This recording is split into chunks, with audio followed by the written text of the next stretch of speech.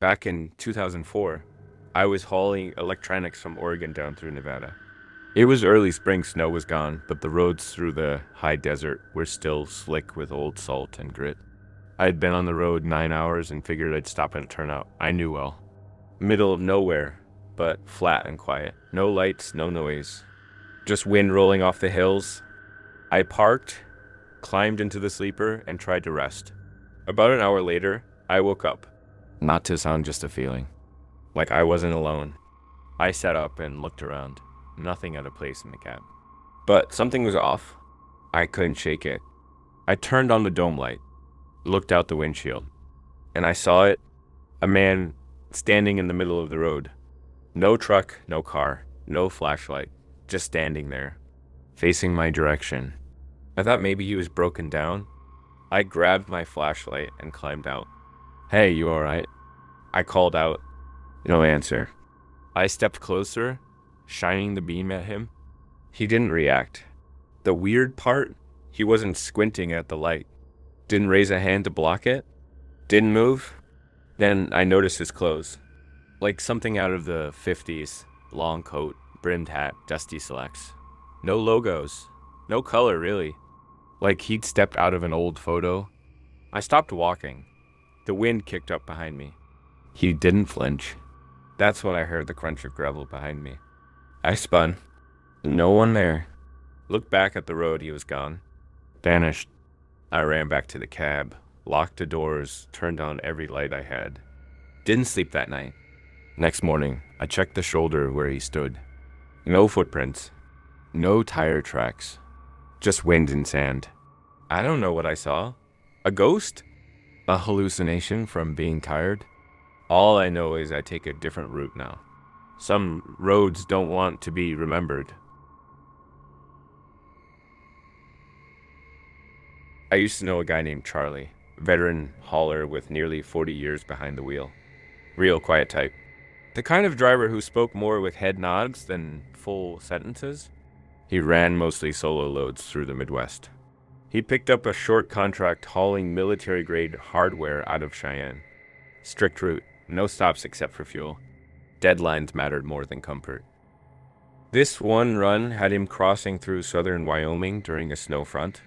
Not a full-on blizzard, but enough to turn the world into a sheet of white and blur the edges of everything. He had chains on, headlights cutting through the flurries. Radio off. Said he preferred silence in bad weather. Somewhere around midnight, with nothing but snow and sky surrounding him, Charlie saw headlights cresting a hill ahead. Only they weren't headlights. Not really. Too low, too narrow. The lights moved like something crawling just above the road. He slowed, heart ticking up. At first he thought it was a snowmobile, but it was too big. Then maybe in a TV, but it didn't track right. Whatever it was, it moved slowly, straight toward his lane, and crossed over and vanished into the ditch. Charlie kept driving, didn't stop, didn't speed up, just held his line and watched the mirror. A few minutes later, the CB crackled. No voice, just faint static, then a few slow words. You see it too? Charlie didn't respond, didn't touch the mic.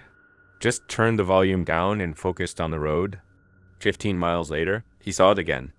Same lights, same weird slither across the road. And this time, something followed behind them. Tall, thin, like a figure made of shadows wearing a parka. It didn't cross the road like the lights. It just stood there, right at the edge of the snowbank. As Charlie passed, he looked once. The figure had no face, just snow blowing through where a face should be. That was the last time he took that contract. He told me the military load didn't bother him. The storm didn't scare him. But that road, he said there were things on it that didn't care about trucks or drivers or deadlines. Things that just watched, waiting. My cousin Rick's been hauling coast to coast since the late 90s. He's seen it all whiteouts in Wyoming. Tornadoes in Kansas. Taters in Florida.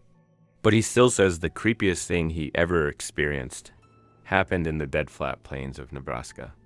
It was mid-fall, warm during the day, cold at night. He pulled over at a rest area off Highway 83.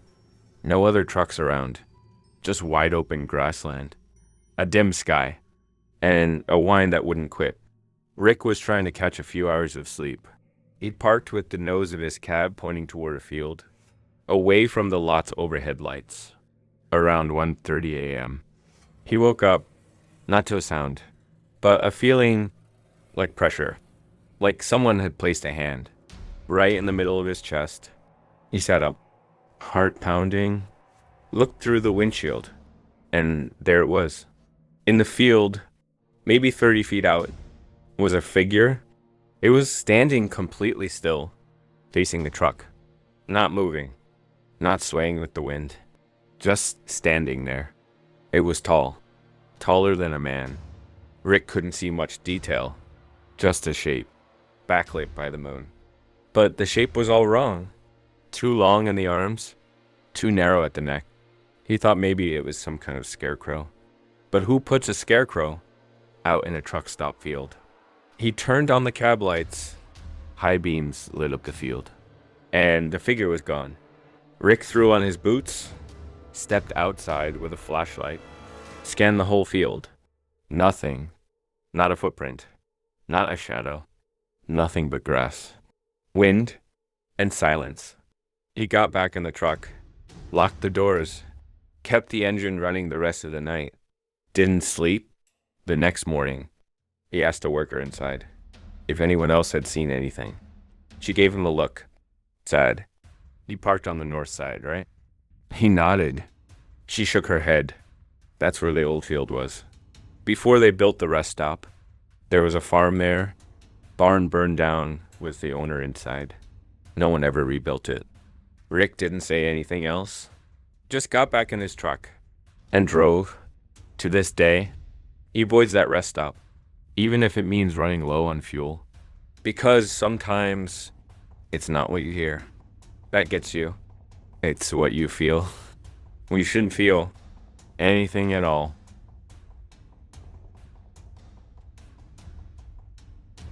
I used to haul flatbed loads across the Pacific Northwest. Mostly steel and lumber, the kind of freight that turns your arms into rope and your back into stone. One night, somewhere near the Cascades, I was driving through a thick stretch of forest. It was the tail end of autumn, leaves soaked and sticking to the pavement, fog hanging so low I could barely see the tops of the trees. Around 11 p.m., I passed an old roadside turnout. One of those forgotten gravel lots with a rusted sign. Maybe once a scenic overlook before the trees grew up around it. I thought I saw a flash of movement inside the turnout, like someone ducking behind a tree.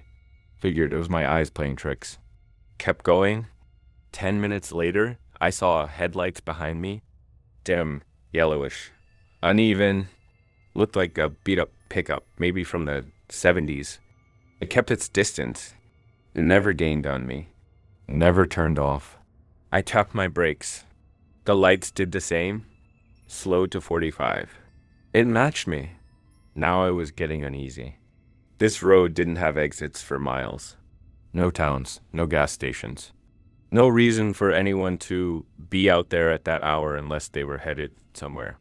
I turned on my CB and asked if anyone else was on this stretch. Nothing but static.